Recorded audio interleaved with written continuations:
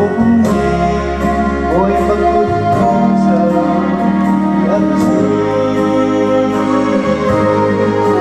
ngày mà ta thấy má lời ôi bất hạnh trong khi ân si giờ tiếng gọi thiên ta ân si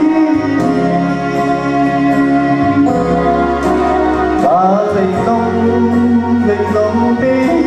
với bà ta lòng để ân si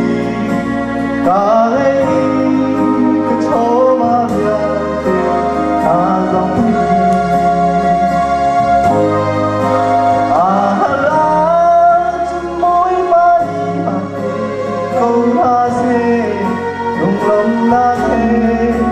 anh rất nhìn tràn đề lại khi ta gần người đây cần cho bạn hơn cần làm cần đi tiếng anh và là khi